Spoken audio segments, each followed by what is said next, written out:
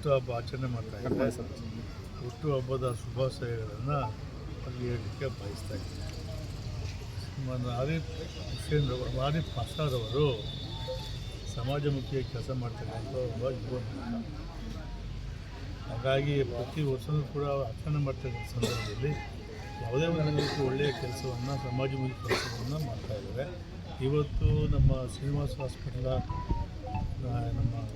ನಮ್ಮ ಮುಖ್ಯಸ್ಥಿದ್ದಾರೆ ಶ್ರೀಮಂತ ವೆಂಕಟೇಶ್ ಅವರ ಒಂದು ನಾಯಕತ್ವದಲ್ಲಿ ಇವತ್ತು ಉಚಿತ ಆರೋಗ್ಯ ತಪಾಸಣೆ ಮಾಡ್ತಕ್ಕಂಥದ್ದು ಮಾಡ್ತಾಯಿದ್ದಾರೆ. ಈ ಒಂದು ಬಡಾವಣೆ ಅದರದ್ದು ವಿಶೇಷವಾಗಿ ಅಲ್ಪಸಂಖ್ಯಾತರು ವಾಸ ಮಾಡ್ತಕ್ಕಂಥ ಈ ಬಡಾವಣೆಯಲ್ಲಿ ಆರೋಗ್ಯ ತಪಾಸಣೆ ಮಾಡ್ತಕ್ಕಂಥದ್ದು ಒಳ್ಳೆಯದು ಅಂತ ಬೆಳವಣಿಗೆಯನ್ನು ಮಾತನ್ನು ಹೇಳಲಿಕ್ಕೆ ನಾನು ಬಯಸ್ತಾ ಇದ್ದೀನಿ.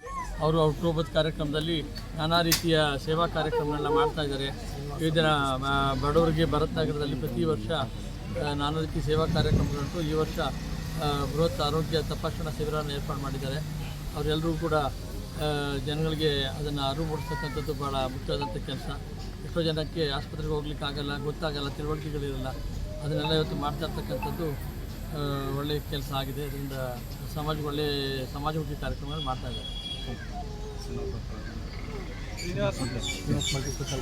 ಶ್ರೀನಿವಾಸ್ ಮಲ್ಟಿ ಸ್ಪೆಷಾಲಿಟಿ ಹಾಸ್ಪಿಟಲನ್ನು ಎಲ್ಲ ಸಿಬ್ಬಂದಿಗಳು ಬಂದು ಇವತ್ತೆಲ್ಲ ಮಾಡ್ತಾಯಿದ್ದಾರೆ. ಅವರು ಕೂಡ ಧನ್ಯವಾದಗಳನ್ನು ಹೇಳ್ತಾರೆ.